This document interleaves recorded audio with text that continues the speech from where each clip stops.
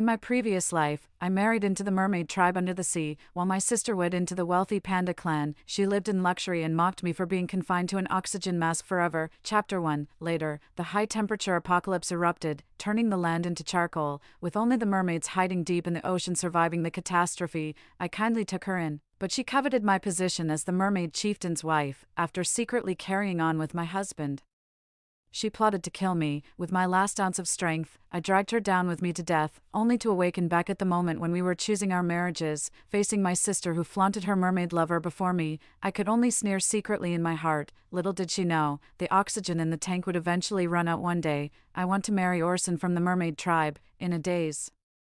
I heard this familiar voice and instinctively looked up to see my sister Eden clinging to our parents while acting coy. Father frowned. Although the mermaid tribe inhabits the deep sea with oxygen-domed underwater cities, he believed the renowned panda tribe's abundant bamboo forest resources, substantial family wealth, and gentle temperament made them a better choice. In the previous life, Eden thought the same way, so she naturally married Crosby from the panda tribe.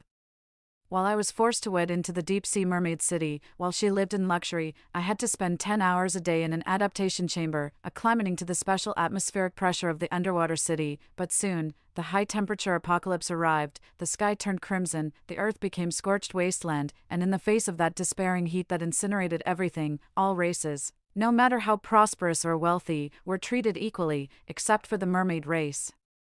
In the depths where sunlight cannot reach, the mermaid city became the last surviving paradise. Eden narrowly escaped death by fleeing underwater in an escape pod. Seeking my protection, I took her in, yet she remained insatiable. When I caught her and Orson in bed together, she showed no panic, but rather a smug expression of triumph. Althea, now that it's come to this, I might as well tell you. I've been slowly poisoning you all along. You have only days left to live. Once you're dead, I'll rightfully become the mermaid clan's madam. Overwhelmed by rage, I coughed up a mouthful of blood, watching this despicable pair chat and laugh nonchalantly while discussing how to fabricate my cause of death right in front of me. I gritted my teeth, drew a dagger from my waist, and with all my strength, thrust it toward Eden. The moment the blade pierced her abdomen, I distinctly felt my heart stop beating. Never did I expect heaven's mercy would grant me a second chance at life.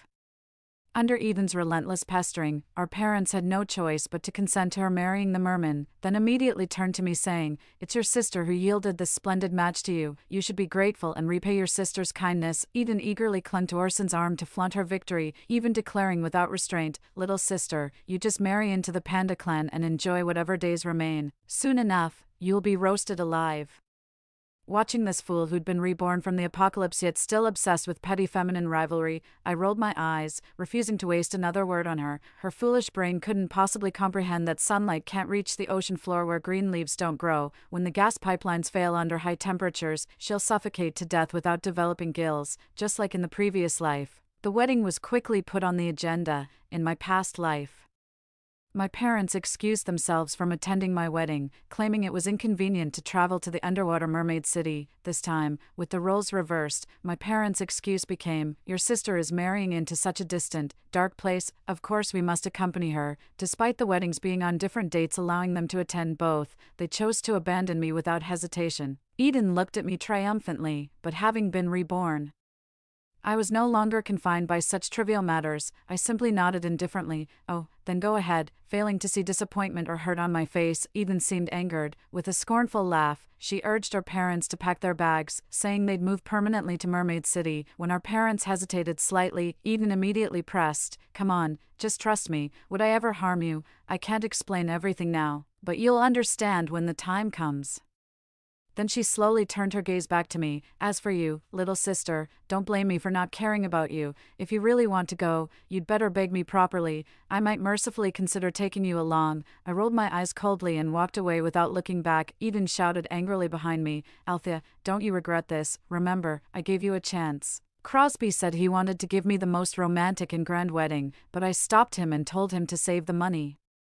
He frowned in confusion. "The Panda clan has abundant resources. There's no need to save money." I looked at the still azure sky, brows slightly furrowed. "But what I need to do will cost a lot of money, a tremendous amount, so much that even the entire Panda clan's wealth might not be enough, even, possibly requiring selling all your bamboo." Crosby froze and asked, "What are you planning to do?" I took a deep breath and laid out everything about the high-temperature apocalypse to him. The words were shocking, yet he listened attentively, without questioning or interrupting, just silently hearing me recount all the horrors I'd personally experienced. So, before the apocalypse arrives, we need to build a sanctuary. I let out a long sigh. I know it's hard to believe right now, but in just 2 months you'll see. To be honest, I don't believe it. Crosby finally spoke up, but if you're truly convinced, then go ahead. I'll support you fully. I froze for a moment. But Crosby took advantage of my daze to gently grasp my hand. The rough palm transmitted a comforting warmth. We're husband and wife, two people sharing one heart. I don't believe in any doomsday, but I believe in you. We pandas always listen to our wives. For some reason, I felt my face grow warm, and unfamiliar flutters stirred in my heart. Building a shelter isn't easy, to completely isolate from the extreme heat outside. We need the most advanced dome technology, looking across the world. When it comes to dome construction technology, none surpass the mermaid race who built their city-state beneath the sea. I never expected to be involved with Eden again so soon. I originally intended to go alone, but Crosby insisted on coming along no matter what. The tranquil deep sea devours light, with only the submarine's faint beams illuminating the path ahead. The familiar sensation seems to pull me back to my past life. I shake my head to steady my mind, while Crosby supports my shoulder from behind, feeling a bit unwell. The special atmospheric pressure puts too much strain on the human body. You should rest properly later. I'll handle the negotiations for purchasing the dome technology. Chapter 2. I didn't feel particularly affected by the pressure. But the thought of discussing the dome technology purchase with Orson face-to-face made me nod in agreement to let Crosby go alone. Then I'll leave it to you. The submarine docked at a special entrance, revealing the mermaid city encased in a thick metallic eggshell. The dim lighting and thin oxygen made it an inhospitable place for humans, yet Eden, who had come specifically to greet me, looked remarkably energetic, with coral in her hair and pearls around her neck. She seemed to be trying her hardest to show me how well she was doing. After just a couple of polite exchanges, she covered her mouth and giggled. Had a tough summer this year, little sister. Must have been scorching, right? Be careful not to get heatstroke. I rolled my eyes silently on my end, while my parents' scolding voices came through from the side. Why do you care about her? That ungrateful thing forgot about her own family after getting married. Hasn't shown us any concern for so long. Forget it. Let's just pretend we never had such a little, wide-eyed wolf. At least our Eden is filial. Even after marriage knows to have parents come live together. Eden truly revels in her parents' blatant favoritism and biased treatment. She's been like this since childhood, desperate to monopolize all her parents' love, yet hypocritically saying, "Oh, my sister probably didn't mean it. Maybe she just forgot." After all, she's never had a good life before. Now that she's finally married into wealth, it's understandable she'd get carried away in the moment. I sneered. Come to think of it, I haven't even asked how my dear sister is doing. How's your brother-in-law doing? Does he treat your sister well? The laughter suddenly choked. Eden even gritted his teeth. He's doing just fine. No need for your concern. After saying just that, Eden turned his head away and ignored me. I secretly sneered in my heart. What kind of person Orson is? Wouldn't I know? In my past life, I married into the mermaid city. To adapt to the special atmospheric pressure, I had to spend most of my time in an adaptation chamber. The remaining time was spent feeling dizzy and nauseous, leaving no opportunity for a honeymoon with Orson. So he cheated on me. Even after I found out, he had the audacity to blame me for not serving and attending to him properly. Failing in my wifely duties, ugh, Eden and Orson, those two peas in a pod, deserve each other. Eden originally wanted to invite me to her place, saying something like, "Though my home isn't as luxurious as the Panda clan's, it's still cozy and refined," but Crosby had already booked the most luxurious hotel's top-tier suite, even arranging a dedicated mermaid chauffeur, with 3 elite chefs on board preparing snacks and drinks in real time. Eden nearly gritted her teeth to dust, her carefully composed emotions shattered once more by this overwhelming sense of disparity. I boarded the vehicle under her envious gaze, waving goodbye to her. Lying on the bed in the room, my eardrums buzzed due to the air pressure, inevitably feeling dizzy and lightheaded. I let out a long sigh, rubbing my temples, unable to shake off my worries about Crosby's deal with Orson, wondering if things were going smoothly on his end, drifting in and out of sleep. I was finally awakened by faint rustling sounds in the middle of the night, opening my eyes to see Crosby tiptoeing into the room. Seeing I was awake, Crosby's eyes welled up with tears as he looked at me pitifully. "Honey, I didn't achieve what you wanted." My heart immediately leaped to my throat. "They wouldn't sell." Crosby kept shaking his head, tears nearly spilling from his eyes. "Honey, will you think I'm useless and abandon me?" Then he gritted his teeth and revealed his panda ears. "Please don't leave me. You can touch my ears." Crosby was dressed in black and white. With a soft expression that instantly melted my heart, "I won't abandon you. I'll build the largest sanctuary in this post-apocalyptic world for you. To construct a safe zone capable of withstanding the apocalypse, we must obtain the mermaid tribe's dome-building technology." Though extremely reluctant, I still had to go meet Orson on the second day, carrying gifts prepared since morning. I paid a visit under the pretense of family reunion. This was Orson's first time seeing me in this lifetime. His gaze scanning me with novel curiosity several times, only withdrawing when Crosby stepped in front of me with a darkened expression. Just as Orson was about to agree in his elated state, Eden suddenly let out a cold snort, smiling with such hostility that he didn't even bother pretending anymore. "Althea, can't you stop being so willful? You want everything you see. The dome technology is the merfolk's highest level secret, something you can't just demand." Eden's words instantly made the atmosphere in the room turn grave, but I was secretly laughing in my heart. Everything unfolded as I predicted. Orson, whose speech was interrupted, immediately turned cold-faced and glared at Eden with hostility. I spoke up at the right moment. "Oh, how forgetful of me. Sister has always been domineering at home, and it seems marriage hasn't diminished her ability to keep brother-in-law firmly under her thumb. I suppose the mermaid clan has long been under Sister's command." Eden also realized it was all my scheme, showing clear panic on his face, but by then it was already too late. Orson let out a cold laugh. I've always had the final say in all household matters. What does a woman know? It's just dome manufacturing technology. If I say I'll give it to you, then I will." Chapter 3. Eden's face flushed with humiliation, cycling through shades of green and white in a rather spectacular display. Yet she dared not openly confront Orson, terrified of being cast out when the apocalypse came, so she swallowed her pride and kept her head down in silence. Crosby hastily fetched paper and pen, swiftly finalizing the contract with Orson, then turned to shoot me exaggerated winks and meaningful glances. Eden also turned her gaze toward me, her eyes brimming with unconcealed malice. I raised an eyebrow and flashed her an innocent, harmless smile. The entire plan proceeded as smoothly as I had anticipated. To avoid complications, we immediately planned to return to the Panda clan after obtaining the relevant technology. The Panda clan's territory mostly consists of rolling mountain ranges with lush green bamboo. I envisioned constructing a grand dome to encompass the entire mountain range. Just hearing about it makes it clear this would be a monumental project. Crosby told me to go ahead and do it, saying the Panda clan has abundant resources and sufficient funds. I still feel uneasy, as this concerns our survival, and we don't have much time to spare. After much deliberation, I want to rally other beastmen to join us. They can contribute funds for the sanctuary's construction, and when the apocalypse comes, we can provide them shelter, doing our part to save more lives. However, after spreading the word, the feedback we received wasn't ideal.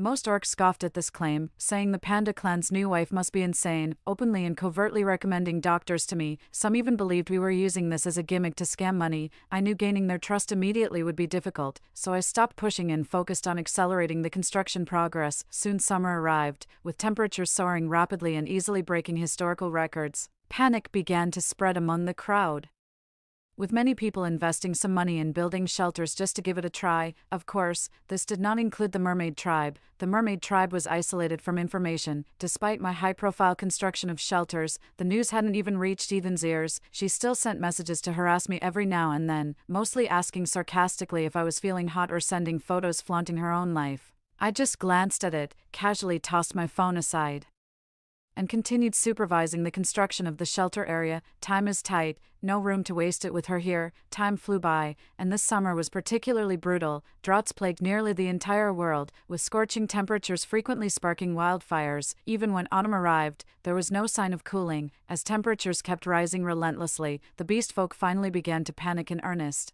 I publicly stated, "Those willing to contribute funds and labor now will gain access to the sanctuary later. If anyone wants to build their own, I'm also willing to openly share the technology and experience." A large number of orcs flooded into the Panda clan's territory. With financial and manpower support, we raced against time to complete the dome's construction. The temperature control system and water circulation system were also basically completed.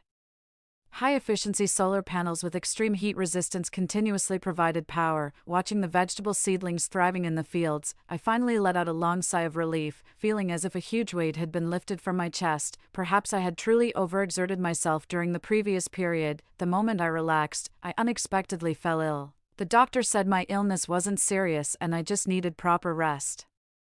But Crosby still couldn't relax and stayed by my side throughout the nights. Actually, ever since we got married, I've always been very busy, and we've never had such prolonged time alone together like this before. Feeling drowsy and listless, Crosby hummed a tune to lull me to sleep. I smiled and said, "You sing so beautifully, you should become a star. The Panda clan would surely become famous because of you." He scratched his head somewhat sheepishly. "My mother taught me this. She used to sing me to sleep like this when I was little. If she were still here and knew I'd married you, she'd be so happy." Crosby's mother passed away several years ago. I could only hold his hand and say softly, "Yes, he would surely be happy for you." That day we talked a lot. He told me childhood anecdotes, shared dreams hidden in bamboo groves. While I confided about parental favoritism and grievances no one knew, I don't know how I fell asleep. But when I woke up, Crosby was holding me in his arms. He was tall and powerfully built, easily enveloping me completely in his embrace. Probably worried I'd feel cold, though maintaining his human form, he conjured up a coat of black and white fur, soft and smooth, making me unable to resist giving it a good rub. Rubbing his eyes, he sat up to check on me, asking if I was feeling better after a nap. I was already feeling much better and pestered him to turn into a panda so I could pet him. Crosby was actually quite shy, but unable to resist my pleading, he finally shifted into his beast form, a chubby, round panda. Who could possibly resist this? With a satisfied expression, I threw myself into his arms, wrapped my hands around his neck, and nuzzled my face vigorously against his shoulder before finally letting him go. He ran away blushing, while I burst into laughter behind him. Unfortunately, the carefree days didn't last long. The sky, which hadn't seen rain for half a year, suddenly turned gloomy, as if brewing a terrible storm. I know, these are the omens of the apocalypse's beginning. The parched land yearns for rain, but the dark clouds dispersed without shedding a single drop. Moreover, the sky after the clouds cleared was crimson red. Then, almost overnight, the already unbearably high temperature surged even more violently. The sunlight scorched, trees spontaneously combusted, rivers boiled, the earth cracked, and under the blood-red sky, the entire world descended into a burning apocalypse. The high-temperature apocalypse has officially begun. Our shelter area was very well constructed, attracting many homeless orcs to flock here. Many races originally participated in the construction of the shelter, moving in with their families, plus refugees fleeing here, bringing the total population of the shelter to nearly 3,000 people. Many who contributed resources and effort to building the shelter initially opposed accepting refugees. But after intense discussions, Crosby and I still decided to help as many distressed people as possible. There were still many opposing voices until I said, "The entire shelter is so large that both maintenance and basic production require manpower." Chapter 4. Only then were the opposing voices finally silenced. Though overwhelmed, the shelter eventually began operating in an orderly manner. With ample reserves of food and medicine, the injured were immediately sent for treatment.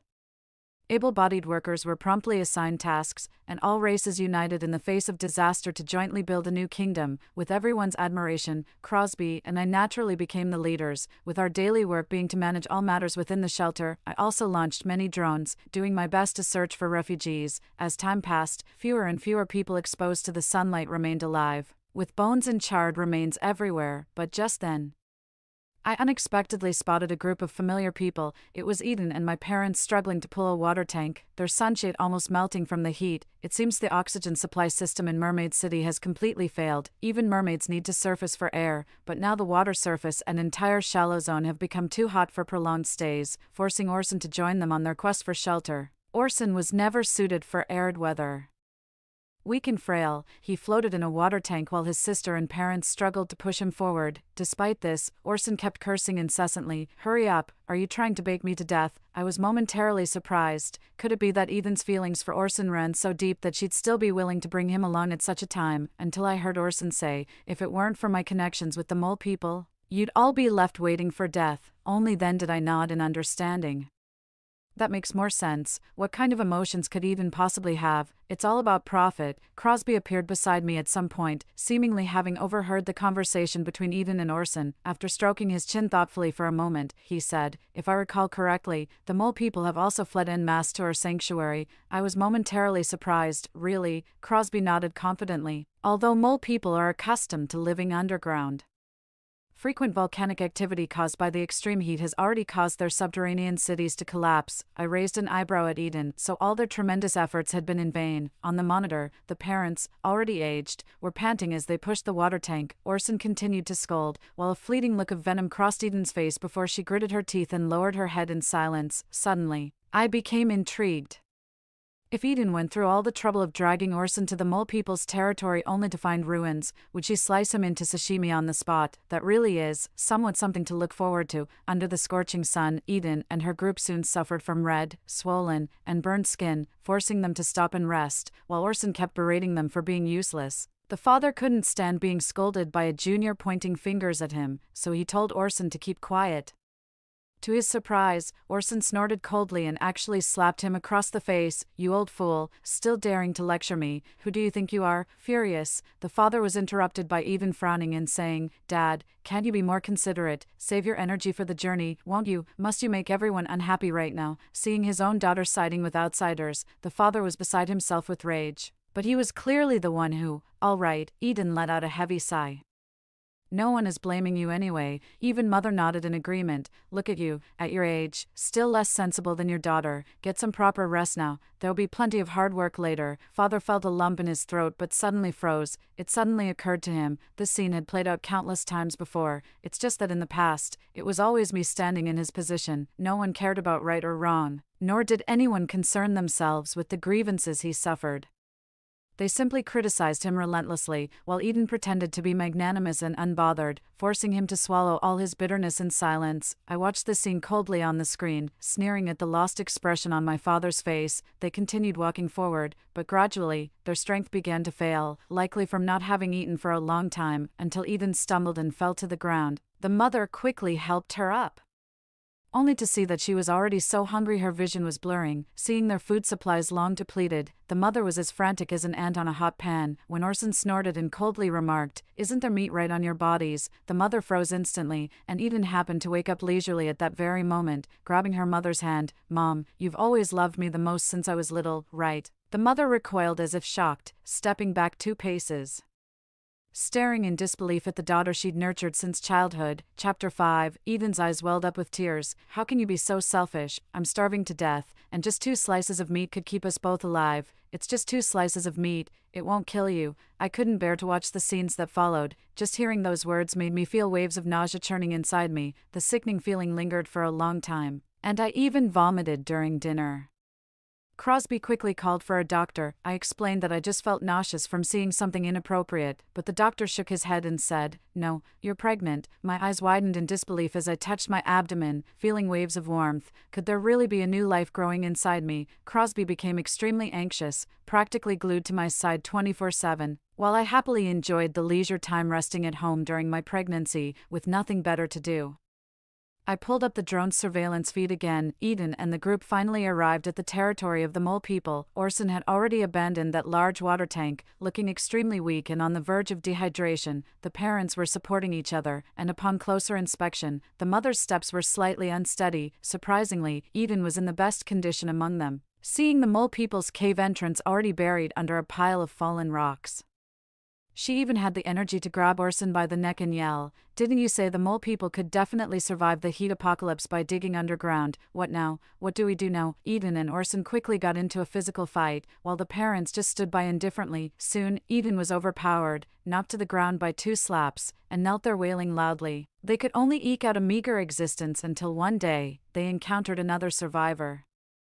That survivor told them that if they kept heading south, they would eventually see a massive shelter. As if grasping their last hope, the group desperately rushed in this direction. Guards were specially assigned at the shelter's entrance to receive refugees. The 4 members of Eden's group, trembling with emotion, passed through a long passage and suddenly saw lush greenery, their eyes moistening with the urge to cry. The guard, unfazed by this scene, gave Eden a firm pat on the shoulder.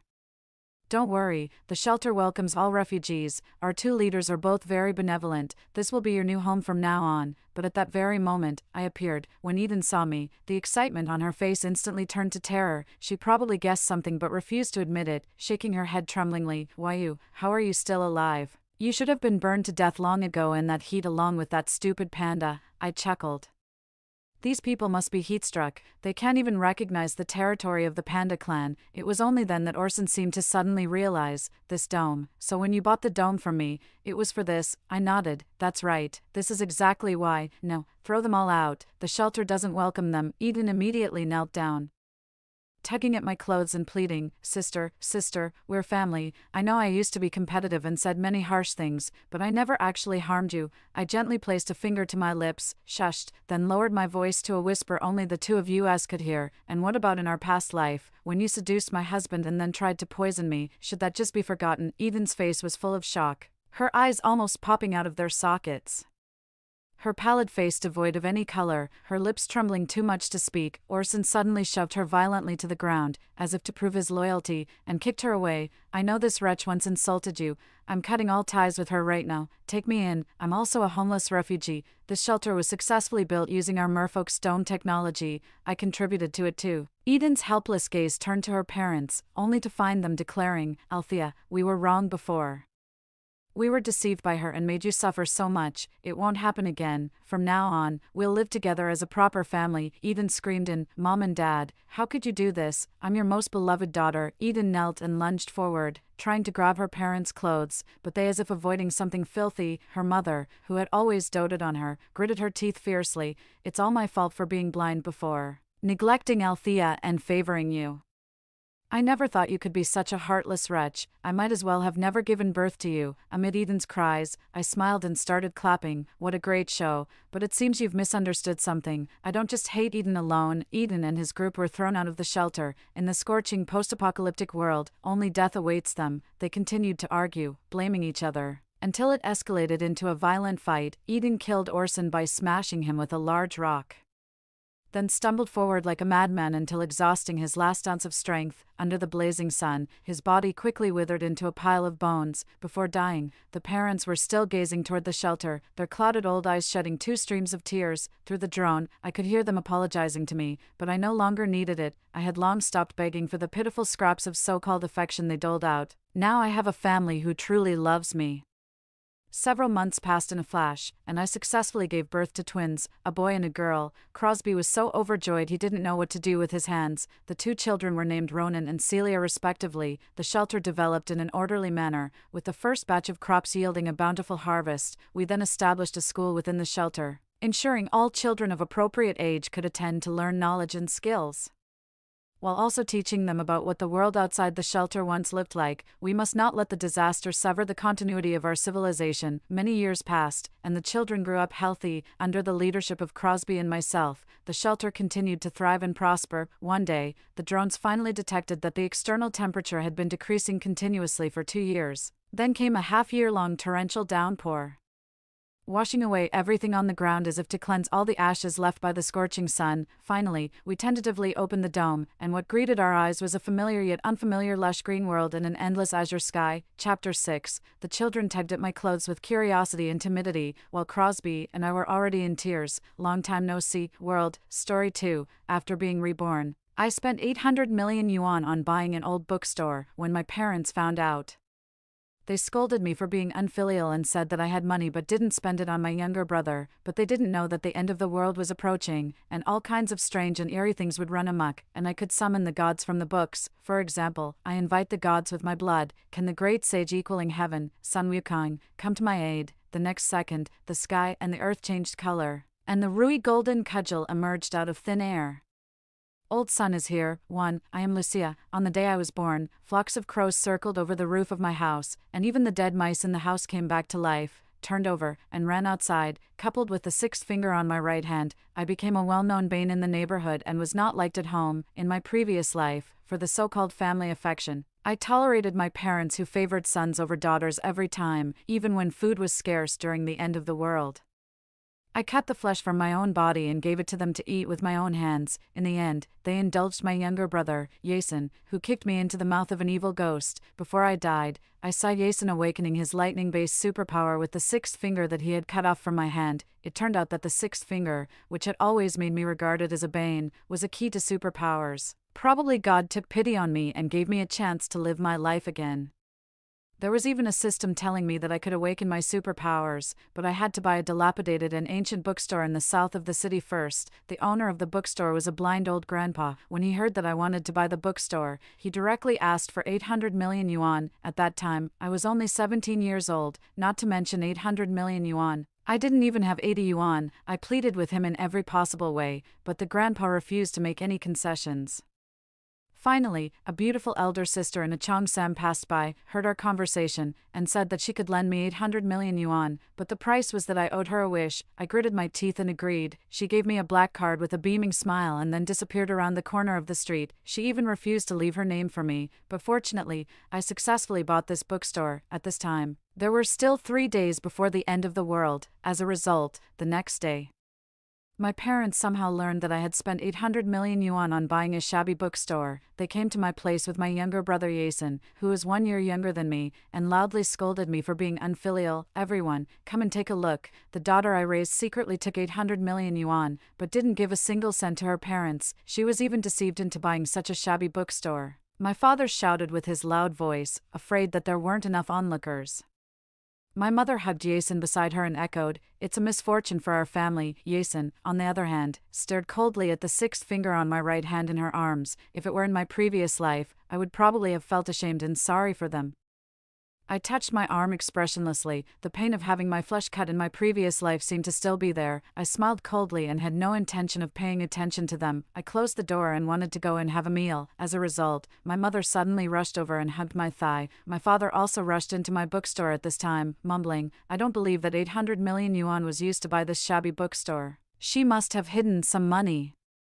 Seeing that he started rummaging around, I was so anxious that I wanted to stop him, but I couldn't shake off my mother no matter what. She was still pinching the flesh on my thigh and scolding me. "You really are a bane. If it weren't for you, this 800 million yuan would definitely belong to our Yasin. How could a bane like you get 800 million yuan? You must have sold yourself," enduring the pain on my thigh. I just thought it was ridiculous. I looked down at my mother with a vicious expression, and tears fell from my eyes involuntarily. "Is this how you talk about your daughter? You're not my daughter, you bane. I, Cecilia, only have one son, Yasin." Hearing these words, the last trace of family affection in my heart was wiped out by her own hands. I wiped the tears from my face, steeled my heart, grabbed Cecilia's hair, and threw her to the side. Then I took a kitchen knife and rushed into the bookstore, pointing at my father, Xavier, who was still flipping through the books. "Are you going to get out or not?" Xavier sneered, as if he was certain that I didn't dare to kill anyone. He even moved his neck closer to me and said, "Come on, cut here. If you cut me, you'll go to jail." Hearing this, I laughed. "Go to jail? The day after tomorrow is the arrival of the end of the world. By then, there will be ghosts and monsters all over the world, and there will be countless cases of murder and robbery. At that time, killing people will be the most normal thing." I took 2 steps forward, raised the kitchen knife with a cold face, and slashed at his neck. In the end, it was Yasin who rushed in and pulled him back, so he managed to dodge. Xavier was so scared by my action that cold sweat streamed down his face, and he called me a lunatic. I directly went crazy as he said, waving the kitchen knife randomly, crawling on the ground in a sinister way, rolling my eyes, and spitting. He was so scared that he quickly pulled Yasin and walked out. As soon as he went out, I directly closed the door and let the 3 of them scold me outside. "It doesn't matter, I don't care about these things. I, Lucia, am an unfilial bane. Can anyone do anything to me? No." 2. Xavier and his wife, along with Yasin, made a scene in front of my bookstore for another 2 days. At first, there were people gathering around to watch, but later everyone got tired of it, and no one paid attention to them at all, until the day the end of the world arrived. They were still scolding me as a bane at my door and splashing chicken blood on my shop door. However, Yasin didn't come today. Just as the chicken blood was slowly dripping down, a mechanical male voice appeared in my mind. "The end of the world has arrived. Congratulations to the host, Lucia, for unlocking the skill, summoning the gods." At the same time, a strong wind blew up, and the originally clear sky was covered with dark clouds. There was thunder and lightning. The breath of the end of the world rushed towards us. The funeral parlor across the street suddenly raised a towering black chi. Countless undead spirits burst out and rushed out one after another to suck the essence from people's bodies. Countless people immediately turned into mummies. The remaining people screamed and fled in all directions. A mass of black chi ran towards Xavier and the other person. They were so scared that they ran towards me to seek shelter, but no matter how they shouted, I didn't open the door. Just when I thought that Xavier and the other person were going to die, a yellow talisman came breaking through the wind. It forcibly scattered the undead spirit into pieces. I turned my head and saw a tall and slender white-haired teenager in a black Chinese-style jacket, wearing a miniature yellow talisman earring on his left ear, yawning as he walked out of the morning apparel store next door. "Yo, the end of the world has finally arrived." These words.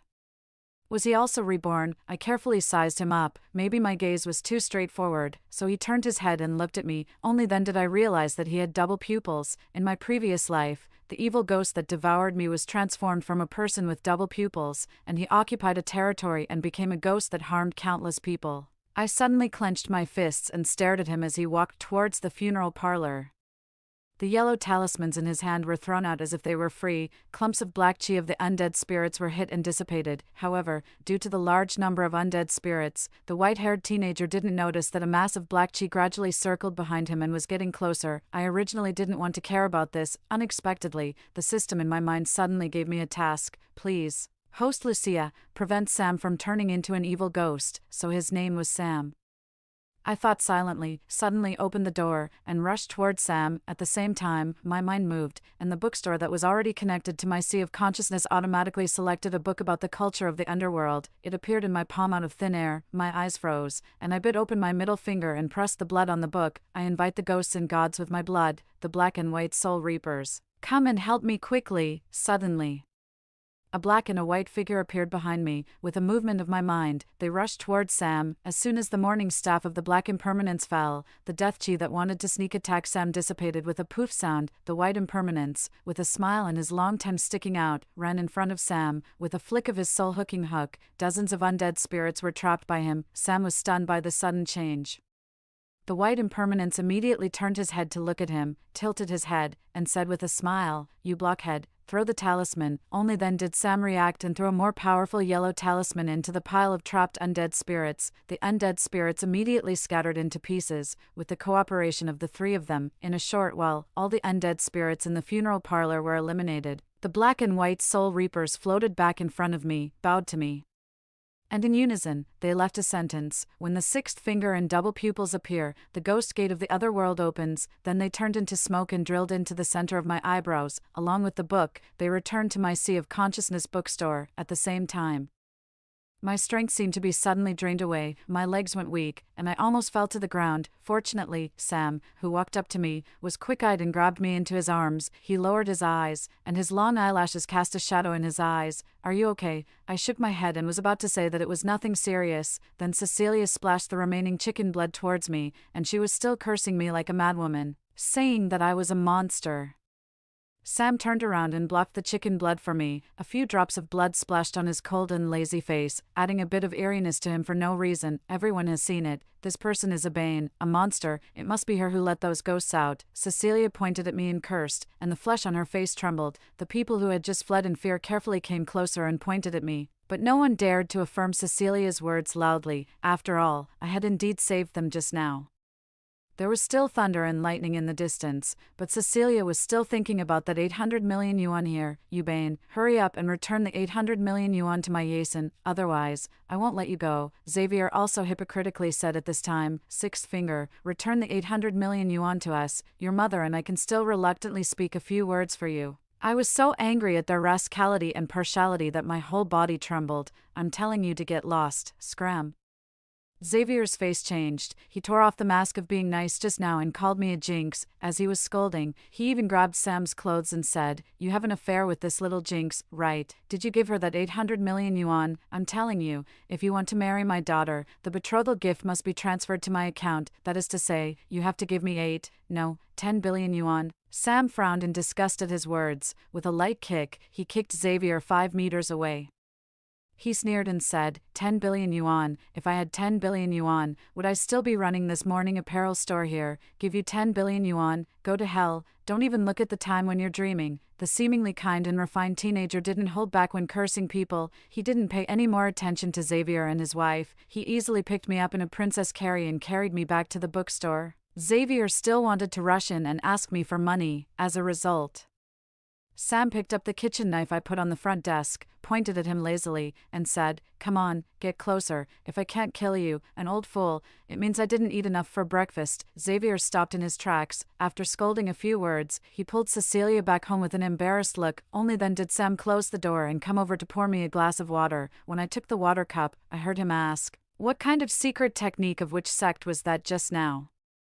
I took a sip of water and didn't answer. He clicked his tongue and didn't press me for an answer. He got up and went back to his morning apparel store. Before leaving, he said that if I had anything, I could directly find him. Looking at his back, I couldn't help but wonder about his identity. Unexpectedly, the next second, the system came out to answer for me. Sam, a disciple of the inner sect of the Shushan school, is 17 years old, male, likes women, 185 centimeters tall, weighs 77 kilograms, and has a high school education level, the Shushan school. That's really amazing. No wonder he could become an evil ghost in a certain area. Just 3 days after the end of the world arrived, the world was in chaos, the internet could still be used reluctantly, and the trending searches were simply like a record of all kinds of ghosts, the spirit of the writing brush, zombies, the Slender Man, the nine-tailed fox demon, the nine-headed Shangliu, and other fictional ghosts and demons broke out all over the world and were photographed by people. For a moment, the whole world fell into panic, but at the same time, many people also awakened their superpowers and fought against these ghosts and demons. After all, the continuous evolution to adapt to the environment is the instinct of living beings. Just as I was scrolling through the trending searches, the door of the store was knocked. It was Sam. He looked quite anxious. Satan the devil has appeared in the store that sells pork. My talismans can't hurt him. He'll be here to kill us soon. Let's run. I looked at him calmly and took out a Bible in return. With your sister Lucia here, why run? Sam was stunned. Damn, you can also take on foreign business. Under his surprised gaze, I threw the Bible in my hand into the air. The pages were immediately blown apart by the strong wind and surrounded me, as I used my right thumb to draw small crosses on my forehead, lips, and chest respectively. A warm white holy light gradually enveloped me. Amen. The moment the words fell, Jesus appeared in front of me, carrying a cross. I raised my hand and pointed in the direction of Satan. The cross was directly thrown out and pierced through Satan, who was still doing evil. The holy light spread from his wound and purified him little by little until he disappeared. Both Sam and I were stunned. What a rough way of fighting, with the disappearance of Satan.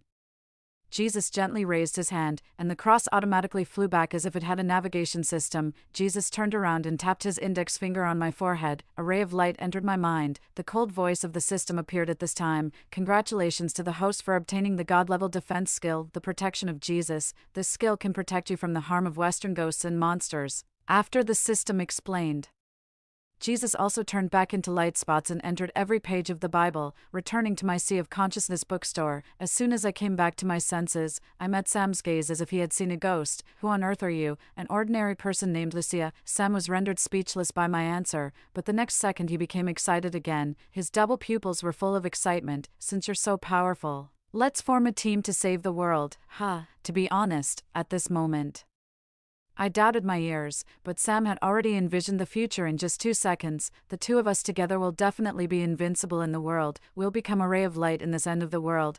Sam, am the savior. I silently took a step back, keeping away from this Chinibyo teenager, meaning a teenager with a delusional or over-the-top mindset, but he took a step forward and grabbed my arm, his eyes shining brightly. Lucia, promise me, damn it, he looked like this. And those who didn't know might have thought he was proposing. Before I could figure out how to answer, Cecilia and Xavier somehow ran out from some corner and grabbed my sleeve, starting to cry. Lucia, please help Mom find your brother. I don't know where he went yesterday. By the way, quickly call out those black and white things from yesterday to protect me and your mom, or that one who threw the cross just now will do too. I was almost speechless. Could these two have even thicker skins? Just as I was about to speak, Sam beside me couldn't stand it anymore and said first, come on, do you really think you're some big shot? You even dare to order the black and white soul reapers to protect you? I think you two really want to die so much that you're rushing to the crematorium across the street since it has no business. This guy has a really strong offensive power. I silently clapped in my heart. Xavier's face turned extremely ugly after being rebuked by him. Cecilia pulled him behind her and tugged at my sleeve, begging me to find the missing Jason. He's my only child. I really can't live if he dies. Lucia, please help Mom. I was so angry at her words that I laughed. She said Jason was her only child on one hand, and on the other hand, she called herself my mom. I sneered. If you can't live, then go die. Coincidentally, Sam's family sells wreaths and mourning clothes. You can. Slap. A clear slap sounded. I was slapped to the ground by this sudden slap from Xavier, and my face stung with pain. Ungrateful wretch. He cursed at me with his eyes wide in anger. Sam helped me up and pulled me behind him. With a cold face, He pasted a talisman on Xavier's chest and muttered, "Slap yourself." The next second, Xavier started slapping himself like a madman. Cecilia beside him was stunned and involuntarily took a step back. I covered my already swollen cheek, filled with anger in my heart. I directly stepped forward and tore off the yellow talisman on Xavier. Before he could react, I swung my arm in a circle and slapped him in the face. Slap. A loud and clear slap resounded. "You're really rebelling against the heavens." Xavier wanted to come up and hit me, but he was intimidated by Sam standing in front of me, looking at his scared but also defiant appearance. I laughed. "So what if I'm rebelling against the heavens? What can you, a useless man who only bullies his wife and daughter and acts tough at home, do to me?" Xavier was so angry that he almost crushed his fist. At this moment, Cecilia seemed to think of something. She pulled Xavier's sleeve and motioned with her eyes for him to go home.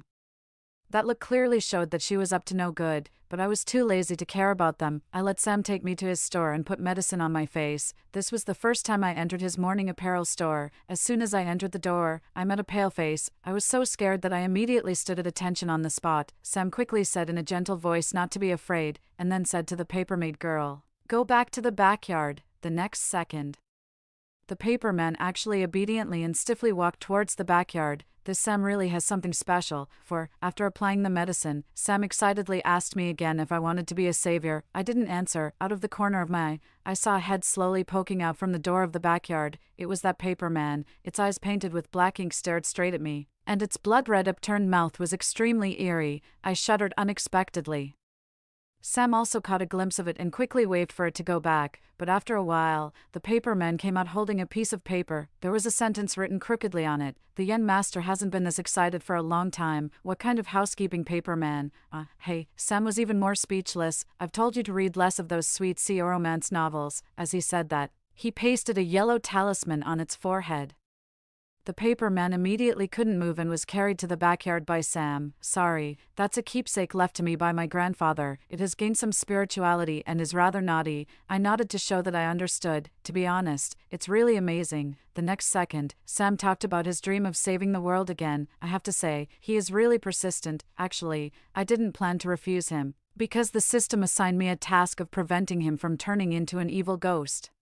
Which means I have to follow him and protect him. "All right, I'll follow you. Pour me a glass of water. I'm dying of thirst." Sam immediately obediently got up. After drinking the water, Sam suddenly received a phone call. "Sam, hurry back to the mountain gate. The monsters in the demon-suppressing tower are about to break out. I'm coming back right away. Senior brothers, wait for me." Sam started packing his things. I had no choice but to go back to the store, pack 2 pieces of clothing and some food, and go back to Mount Shu with him. When he saw me carrying his school bag, he was stunned for a moment. "Lucia, I'm going back to save the mountain gate. Stop talking nonsense. Let's go." I raised my leg and got on his motorcycle. 5. The once prosperous city was now extremely silent. Many people were hiding in their houses and didn't dare to go out. The place where we lived wasn't far from Mount Shu. After being blown by the wind for half an hour, we arrived at Mount Shu, which was shrouded in black clouds. All kinds of explosions and the roars of wild beasts kept coming from the demon-suppressing tower on the mountain. Some small demons that took the opportunity to escape were running towards the town at the foot of the mountain. Behind these small demons were the disciples of the Shushan school flying on their swords. I was really stunned. There really are people who can fly on swords.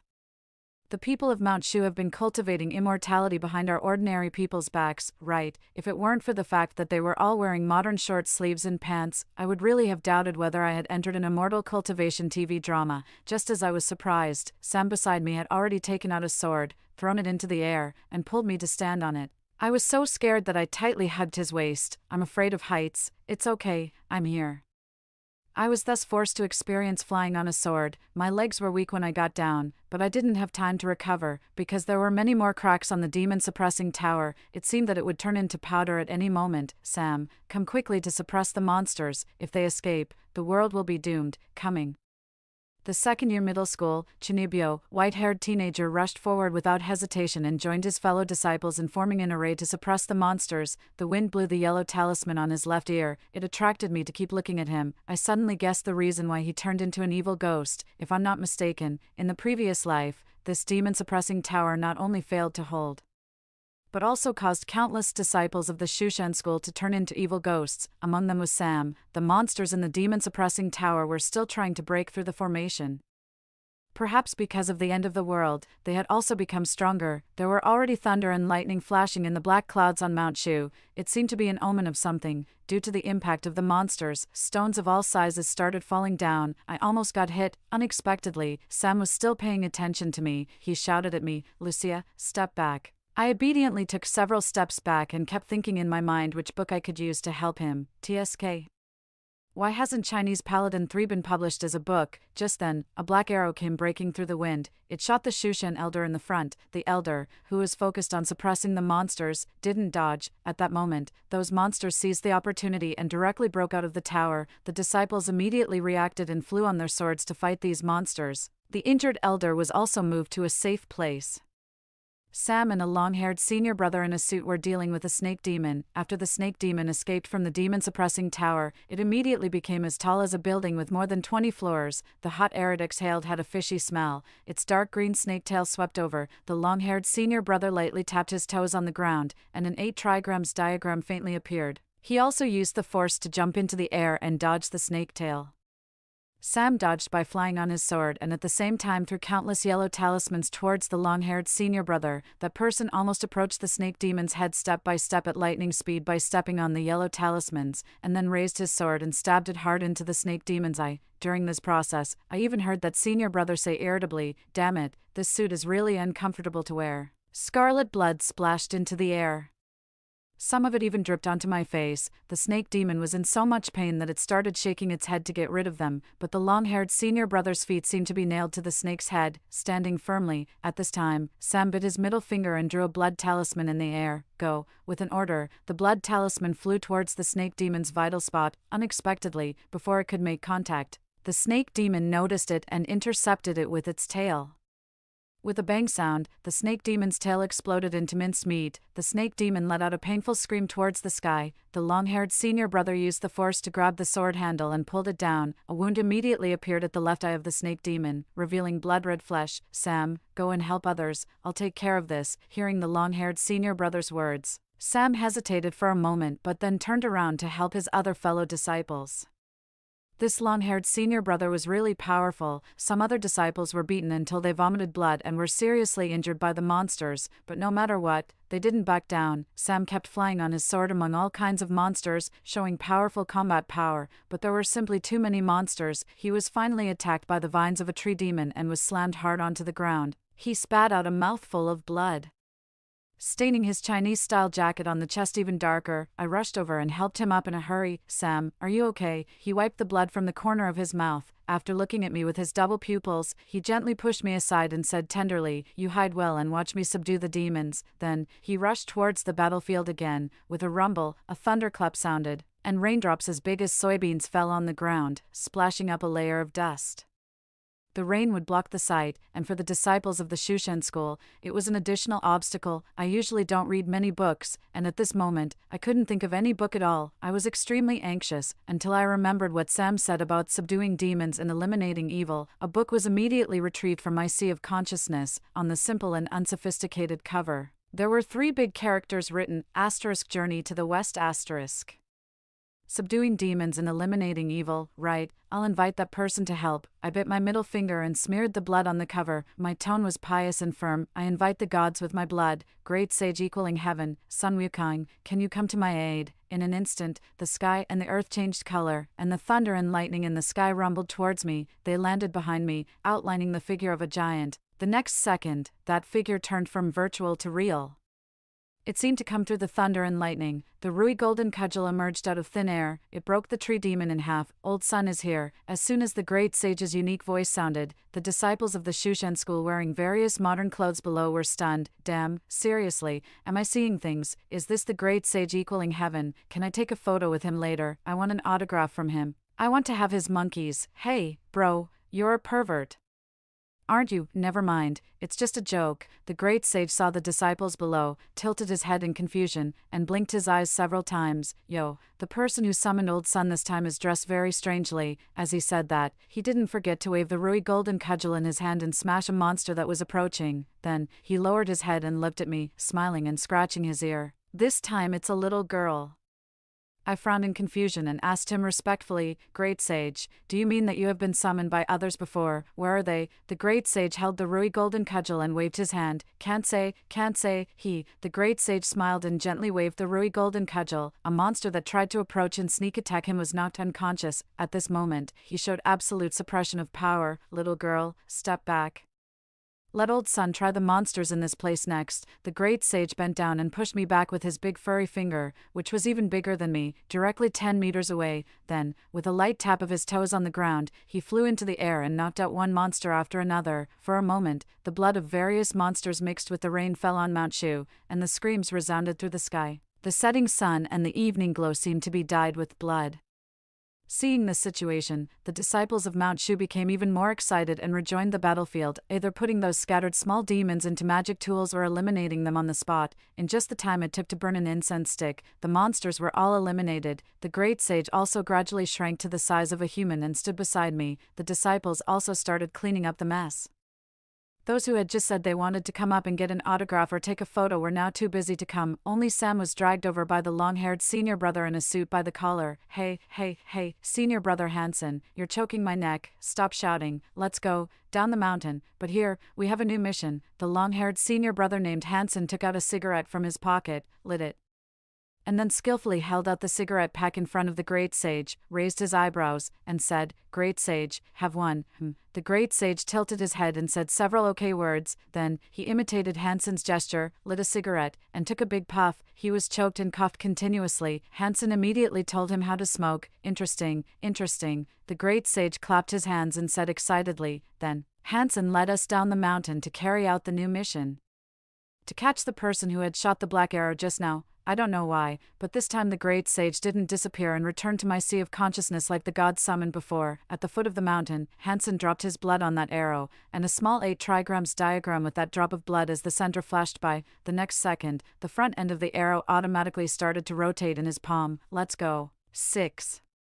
The 4 of us followed the guidance of the arrow and came to an old residential area. With every step I took, my heart sank a little more, because I had walked this route countless times before, until a familiar dilapidated iron gate appeared in my sight. I was sure that this arrow was actually related to Xavier and the others. After confirming the location, Hansen stepped aside to make way for Sam. Sam walked to the door, and his double pupils lit up for a moment. The next second, I heard him say, There's no one inside. I was stunned for a moment. X-ray vision, so powerful, and Hansen had already lifted his long leg and kicked open the iron gate neatly. The room was in a mess, and there was instant noodle soup that I didn't know when it had been eaten spilled on the table, attracting a group of mutated flies as big as rats. Fortunately, this group of flies hadn't eaten people yet. Hansen took a look around the room and finally walked towards the master bedroom, which was Jason's room.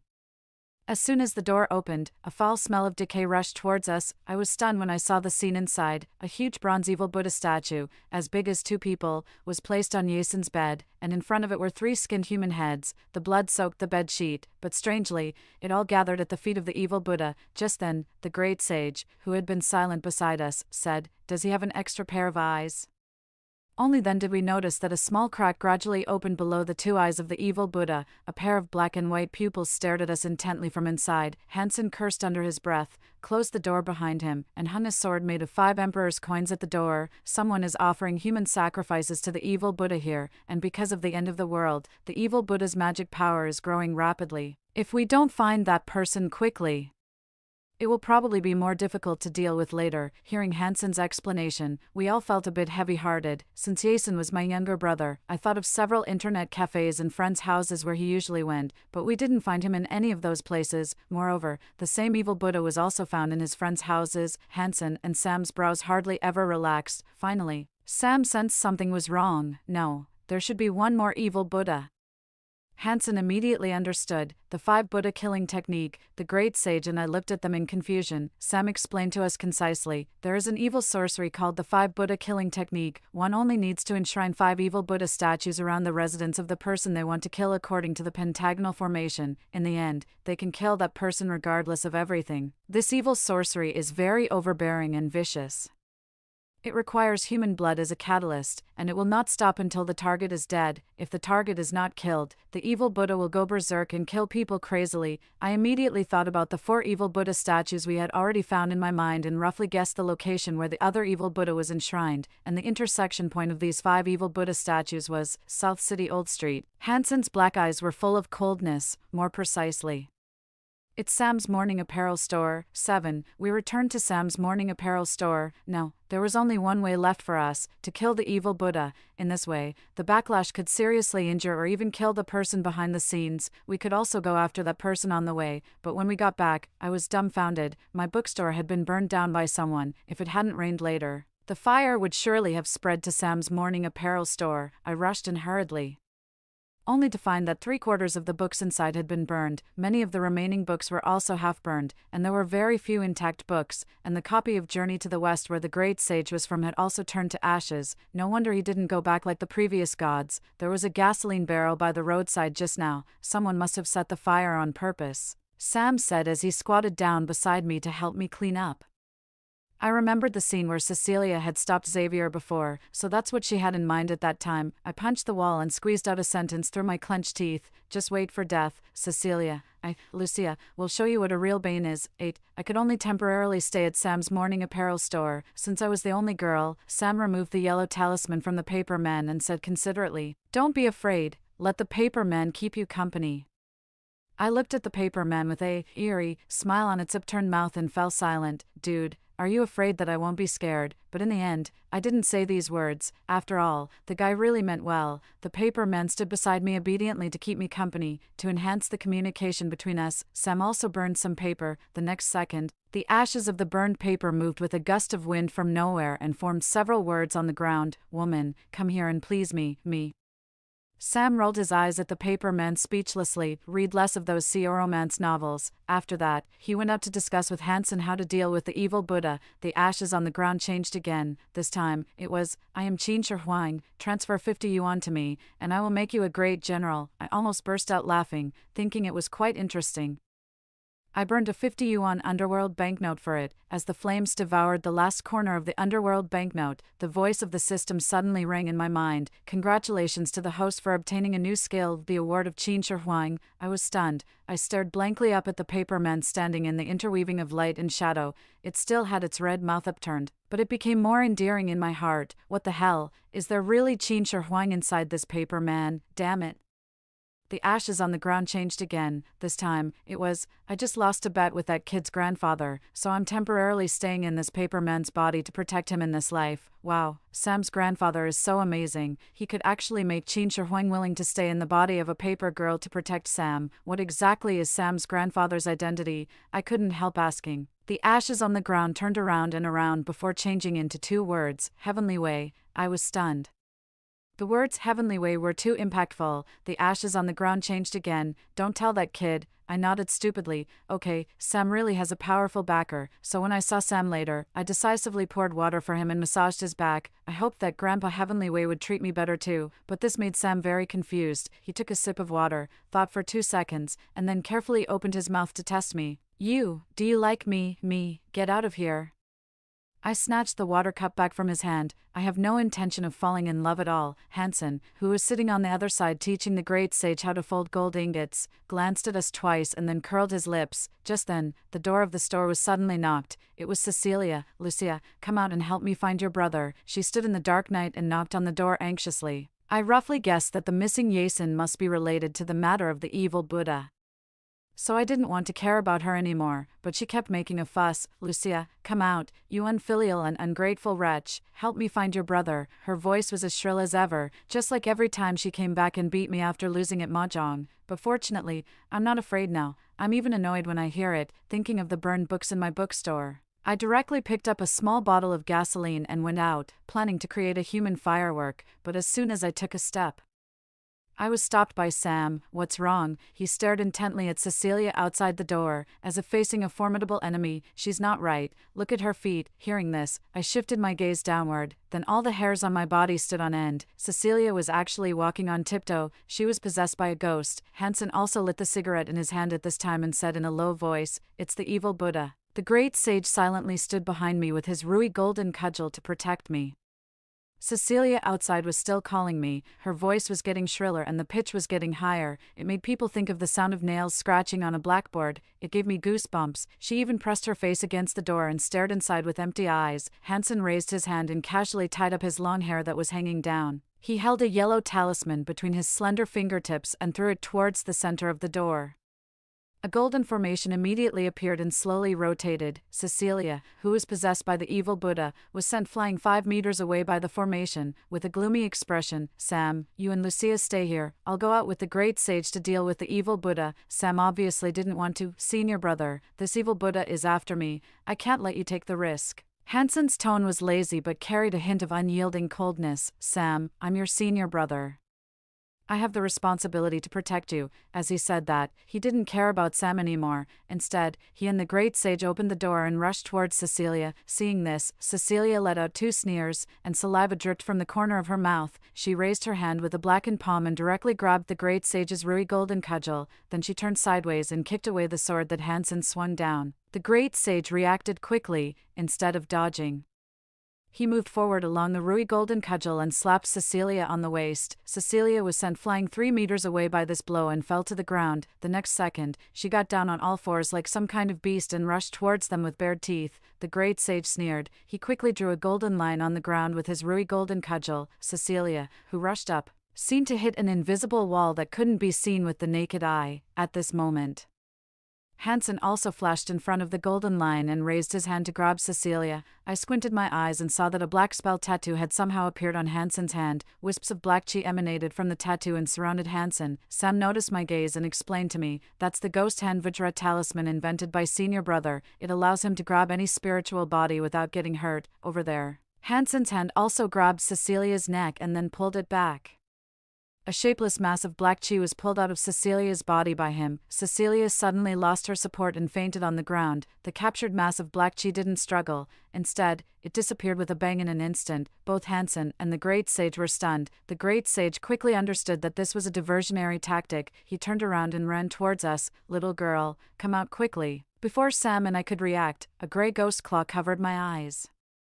Out of the corner of my eye, I saw Sam being held down by 5 little ghosts, with his limbs and head pinned. He could only watch helplessly as I was pulled into the darkness. When I opened my eyes again, I actually found myself back at home. Jason, who had been missing, was standing beside that evil Buddha statue. He raised his chin and looked at me with a proud and arrogant expression. Lucia, look, you still have to die in my hands in this life. He had indeed been reborn too.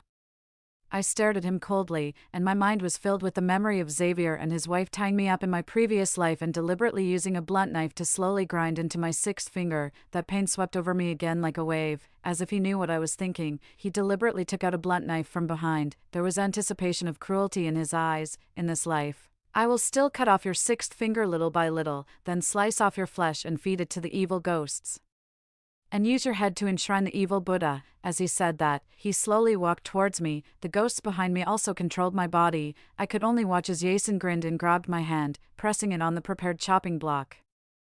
I was so scared that my pupils were trembling. He seemed to enjoy my fear. He deliberately ran the knife across my face. Sister, do you know, you are not only a bane but also a useless person. When I knew you were reborn, I originally thought you would become very powerful and quickly cooperate with the evil Buddha and evil ghosts to prevent you from taking revenge. But you are actually so useless that I caught you so easily. By the way, weren't you looking for the person who shot the black arrow? It was done by the people controlled by my evil Buddha. Originally, I wanted those monsters to run out and kill you, who knew you would call out Sun Wukong. Tell me, how did you do it? Is this your superpower? I didn't say anything, just followed the movement of his knife with my eyes. I looked very scared. Forget it if you don't want to say. Anyway, your superpower can't defeat the evil Buddha I raised. I don't care about it, Lucia.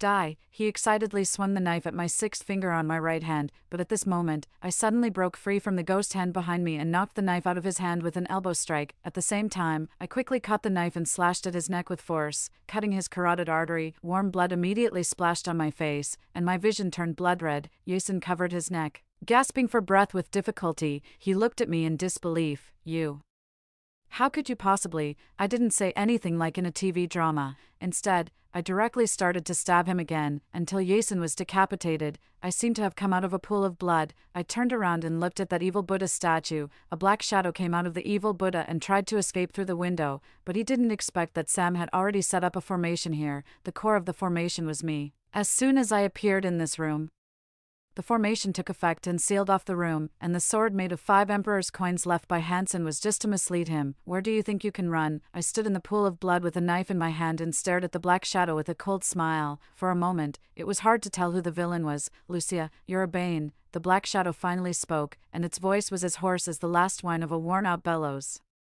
I shook the blood off the knife and smiled innocently. No. To be more precise, I'm your bane. You evil ghosts are unlucky to have met me. The black shadow seemed very angry and let out a roar as it rushed towards me. I didn't dodge and let him keep approaching me. Then he passed through my body. I was still standing there unharmed. The black shadow was stunned and even asked me what kind of monster I was. I almost burst out laughing. I'm just an ordinary bane. After that, I threw away the knife in my hand, calmly spread my hands to the sides, and looked at the black shadow with a smile. With my body, I will absorb the evil ghost. As soon as the words fell, countless golden lights emitted from my chest. They were like threads that wrapped around the black shadow of the evil Buddha and pulled it towards my chest. The evil Buddha screamed and struggled, but it couldn't escape, until it was completely devoured by me. It only left a meaningless threat. Lucia. Just you wait, tisk, boring. I kicked Jason's head and snorted, useless. 9. To be honest, for all these changes, I have to thank Cecilia for burning down my bookstore. Due to the disappearance of a large number of books, the system compensated me by upgrading the god-level defense skill left to me by Jesus. Now I can be immune to the harm of Chinese-style ghosts and monsters, and because of the lack of books in the bookstore, many positions in the bookstore in my sea of consciousness have become blank books. This led to me getting a new skill, that is to seal those ghosts and monsters in these blank books. At the same time, from the moment I saw the bookstore being burned, I knew that the real target was me, not Sam. Burning the bookstore was to force me to live in Sam's place. The reason for making the intersection of the 5 Buddha statues Sam's morning apparel store was just to make me lower my guard and think that the 5 Buddha statues were aimed at Sam. But I'm not a fool. Jason disappeared for no reason, and one of the 5 Buddha statues appeared in my home. This matter must be related to me. Fortunately, I awakened a new skill, so I could make this plan with Sam and the others. Otherwise, it would really be a bit troublesome. She gave me a black card with a beaming smile and then disappeared around the corner of the street. As soon as I reached downstairs, I saw the white-haired boy, the man in a suit, and the great sage who had rushed over. I waved to them and smiled from the bottom of my heart. I won. Sam didn't break and directly rushed over to hug me. His tone was full of worry. Woohoo, it's good that you're okay. I smiled and patted his back, and then gave a thumbs-up gesture to the man and the monkey who were sharing cigarettes over there. 10. Later, the 3 of us and the monkey formed a team and traveled around the world, eliminating ghosts and monsters everywhere. It took 5 years for the world to become safe. Sam finally became the savior as he wished, and I immediately asked the system if I could send the great sage back into the book. As a result, the system told me in a cold mechanical voice, there is only one copy of Journey to the West in this world. Once it's burned, he can't go back. Hearing this, I looked at the great sage with some apology. I was about to apologize and say that it was me who caused him not to be able to meet his master and fellow disciples, but the next second, the system's voice sounded again. However, there are copies in other worlds. I was stunned. What do you mean by that? It didn't answer me directly. Instead, a light circle unfolded in front of me. Through the light circle, what I saw was not the bookstore where I was, but a girl with a silver metal mechanical prosthetic right arm. Beside her stood a sister and a Cheongsam. Behind them was a deserted city, which was in a much worse situation than mine. I even saw Godzilla in the distance. The girl over there also sensed something and lifted her eyelids to look at me. The moment our eyes met, I saw a line of green words pop up above her head. The host of the Civilization Revival System all.